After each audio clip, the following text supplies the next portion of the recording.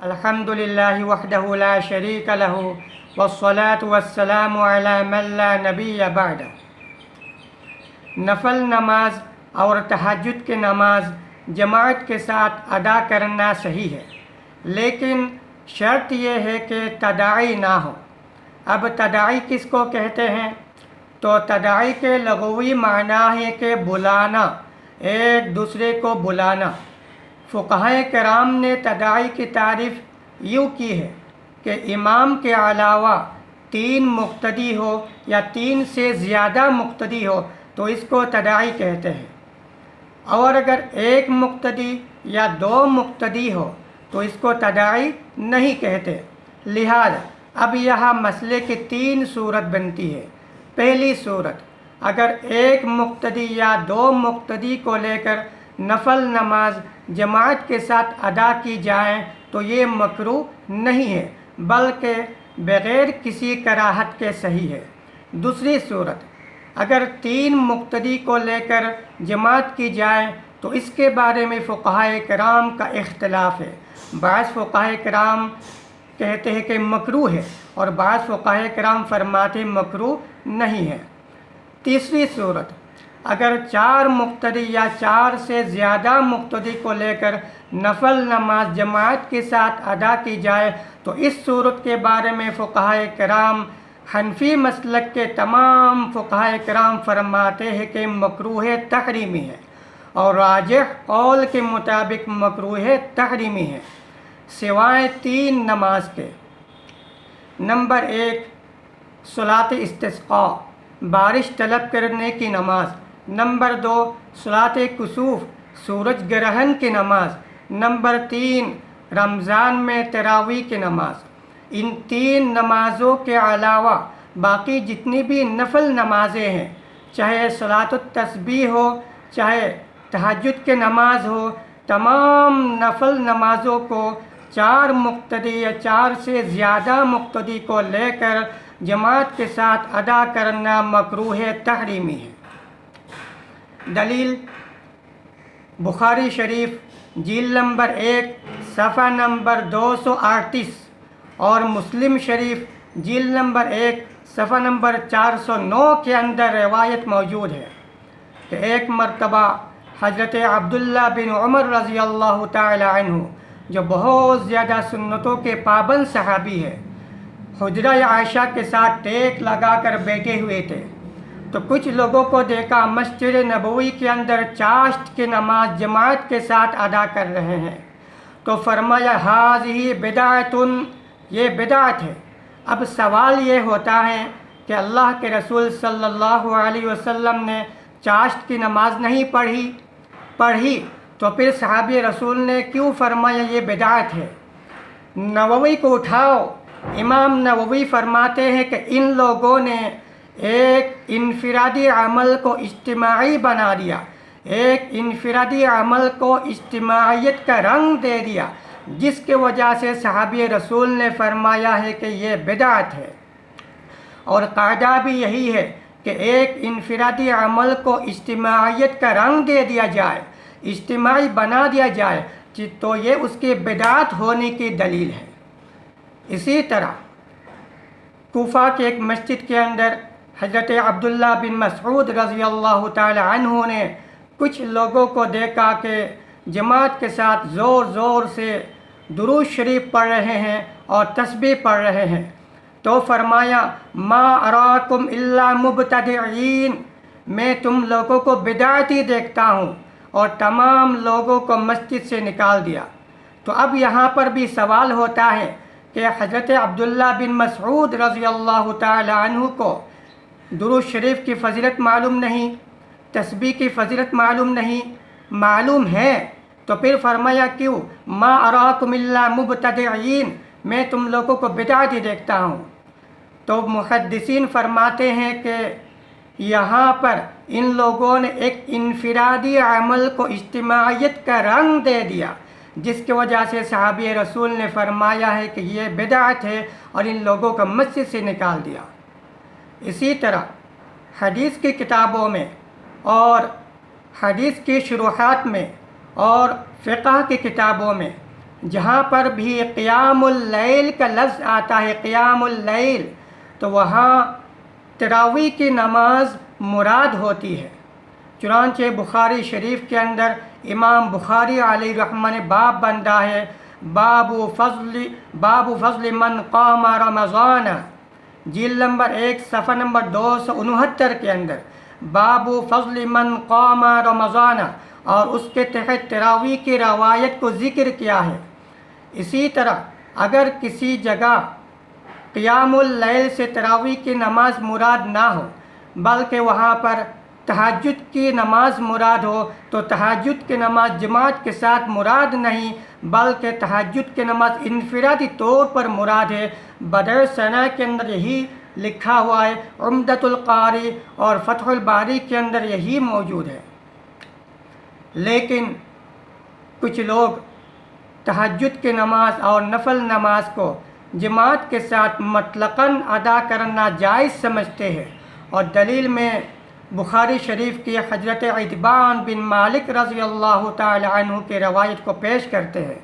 بخاری شریف جلد نمبر 1 صفحہ نمبر 60 کے اندر روایت ہے کہ اللہ کے رسول صلی اللہ علیہ وسلم حضرت عتبان بن مالک رضی اللہ تعالی عنہ کے گھر تشریف لے گئے اور وہاں آپ نے نفل نماز جماعت کے ساتھ ادا کی ہے، تو یہ دلیل ہے۔ حالانکہ حدیث اس طرح نہیں ہے جس طرح بیان کر رہے ہیں، بلکہ کلمۃ حق ارید بہ الباطل، پوری حدیث یوں ہے کہ ایک مرتبہ حضرت عتبان بن مالک رضی اللہ تعالی عنہ جو نابینا صحابی ہے، آنکھ سے دیکھ نہیں پاتے، اللہ کے رسول صلی اللہ علیہ وسلم سے درخواست کی ہے، یا رسول اللہ، میں اپنی قوم کا امام ہوں، ان لوگوں کی مسجد میں نماز پڑھاتا ہوں، لیکن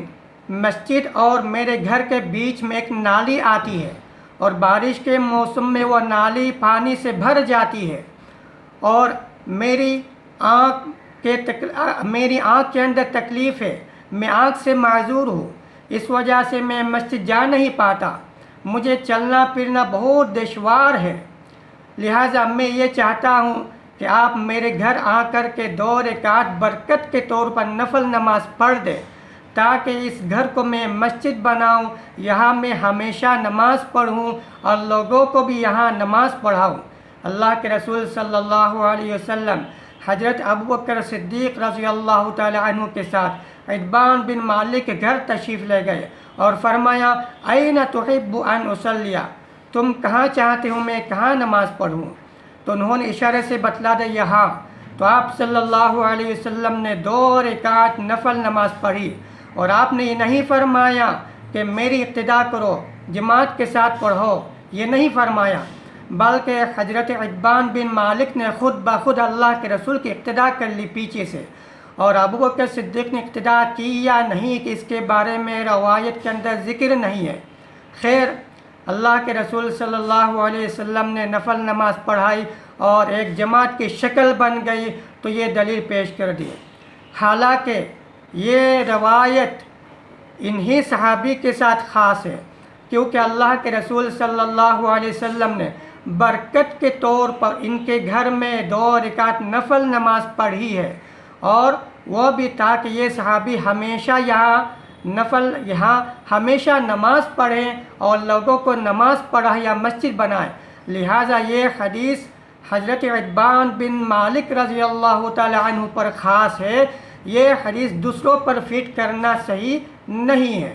کیونکہ خصوصیت کا باب الگ ہوتا ہے اور عام قانون کا باب الگ ہوتا ہے۔ خصوصیت کا باب الگ ہوتا ہے اور عام مسئلے کا باب الگ ہوتا ہے۔ خصوصیت سے مسئلہ ثابت نہیں ہوتا، خصوصیت سے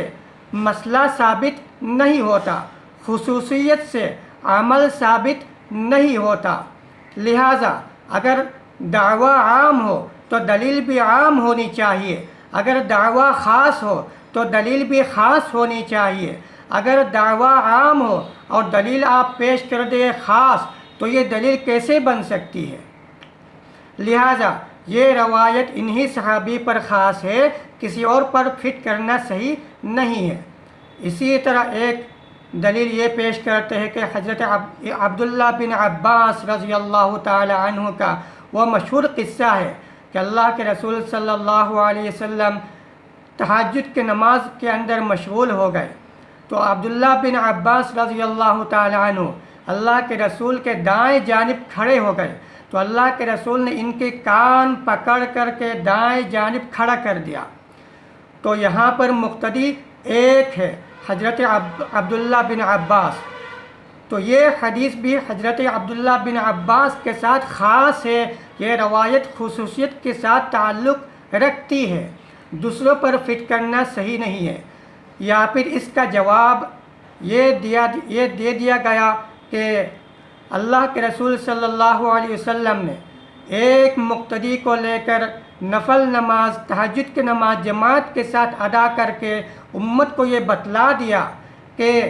اگر کبھی ایک مقتدی یا دو مقتدی کو لے کر نفل نماز جماعت کی شکل میں بنا دیا جائے تو یہ مکروہ نہیں ہے، بغیر کسی کراہت کے صحیح ہے، جیسا کہ پہلی صورت ہے۔ لہٰذا تمام مسلمانوں کو چاہیے کہ مسلمان ہونے کی حیثیت سے اپنی نبی کی سنت اور صحابہ کرام کے بتائے ہوئے راستے کے مطابق چلے، اللہ تعالیٰ توفیق عطا فرمائے۔ لیکن آج کل یہ نظر آتا ہے کہ کچھ علاقے میں، کچھ مسجدوں کے اندر اور کچھ خانقاہوں کے اندر جو ہی رمضان المبارک کا مہینہ شروع ہوا تو تہجد کی نماز جماعت کے ساتھ ادا کرنے کا سلسلہ جاری ہو گیا، اور وہ بھی 100، 150، 1000 لوگوں کے مجموعوں کو لے کر۔ جگہ بھی نہیں ملتی، راستے میں جائے نماز بچھا کر کے نماز ادا کر رہے ہیں۔ اور اسی صورت کے بارے میں فقہائے کرام نے، حنفی مسلک کے فقہائے کرام نے فرمایا ہے کہ یہ مکروہ تحریمی ہے، جس پر تمام فقہائے کرام کا اتفاق ہے۔ اور یہاں پر بھی تداعی بھی پائی جا رہی ہے، اور تداعی کہتے ہیں کہ 4 مقتدی یا 4 سے زیادہ مقتدی کو لے کر نفل نماز جماعت کے ساتھ ادا کی جائے تو یہ مکروہ تحریمی ہے، سنت کے خلاف ہے۔ چاہے کوئی بڑا سا بڑا آدمی پڑھائے، چاہے کوئی بڑا سا بڑا مفتی پڑھائے، چاہے کوئی بڑا سے بڑا ولی پڑھائے، یہ صحیح نہیں ہے۔ اللہم ارنا الحق حقا وارزقنا اتباعہ وارنا الباطل باطلا وارزقنا اجتنابہ، وآخر دعوانا ان الحمد للہ رب العالمین۔